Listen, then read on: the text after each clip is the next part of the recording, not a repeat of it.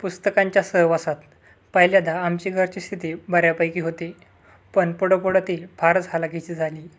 माझ्या वडिलांना थोडंसं पेन्शन मिळत असे, पण मुंबईची राहणी आणि कुटुंबात बरीच माणसं सांभाळायची, त्यामुळं मला लागली ती पुस्तकं आणून देणं हे आमच्या वडिलांच्या आटोक्याबाहेरचं असे.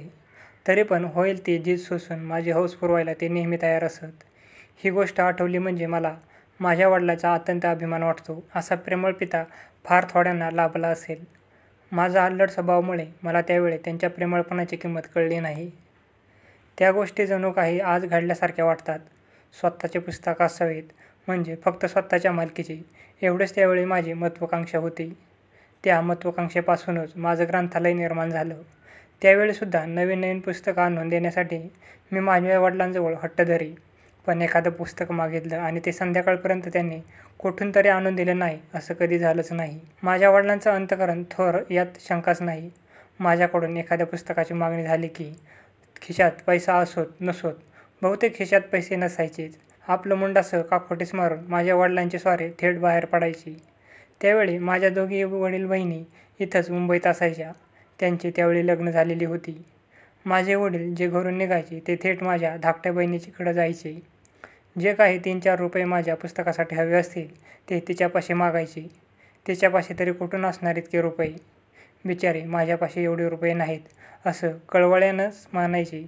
लगेच माझे वडील पुन्हा आपलं मुंडाचं काखोटीस मारून माझ्या थोरल्या बहिणीकडे जायचे. तिच्यापाशी हे पैसे नसले म्हणजे ते तिच्याकडून एखादा दागिना मागून घेत. मग तो घेऊन एका ठराविक सावकाराकडे जात. त्याच्याकडं महिन्यासाठी तो दागिना गहाण ठेवत. महिना संपला आणि पेन्शन हाती पडलं की ते पुन्हा त्या सावकाराच्या घरी जात. तो गहाण ठेवलेला दागिना सोडून आणून बहिणीला पोचता करत.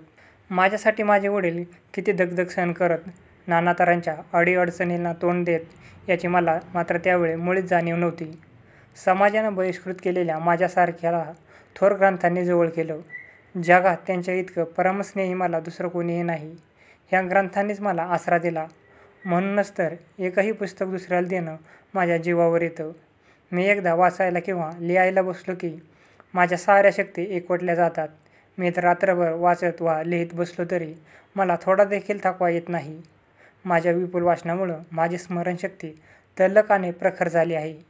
अमुक ग्रंथालयावरील महत्त्वाचं लिखाण अमुक ठिकाणी आहे किंवा तमुक ग्रंथाच्या अमुक पानावर अमक्या ओळी हे वाक्य आहे, असं मी सांगू शकतो. विद्या हे माझं उपास्य दैवत आहे. पुस्तकाच्या सहवासात शांत आयुष्य वेचण्यासारखं दुसरा आनंद नाही. पुस्तक मला शिकवतात, मला नवीन वाट दाखवतात. स्नेहीसोबती जोडण्याची कला माझ्या ठायी नाही, पण माणसापेक्षा पुस्तकाचा सहवास मला अधिक आवडतो, ही गोष्ट मात्र खरी आहे. गरिबीच्या दृष्टीने विचार करता आजच्या गरिबीतील गरीब विद्यार्थ्यांपेक्षा माझी त्यावेळी मोठी चांगली स्थिती होती असं नाही. मुंबईच्या एका चाळीत 3 मीटर लांब व 3 मीटर रुंद अशा एका खोलीत आई-वडील, अनेक भावंडं यांच्यासह मी राहत होतो. अशा जागेत राहून 1 पैशाच्या घासलेट तेलावर मी अभ्यास केला आहे. पुढं मी विद्याभ्यासासाठी इंग्लंडमध्ये गेलो. ज्या अभ्यासक्रमाला 8 वर्षे लागतात, तो मी 2 वर्ष 3 महिन्यात तिथं पुरा केला. मात्र हे करण्यासाठी मला दिवसाच्या 24 तासांपैकी 21 तास अभ्यास करावा लागला.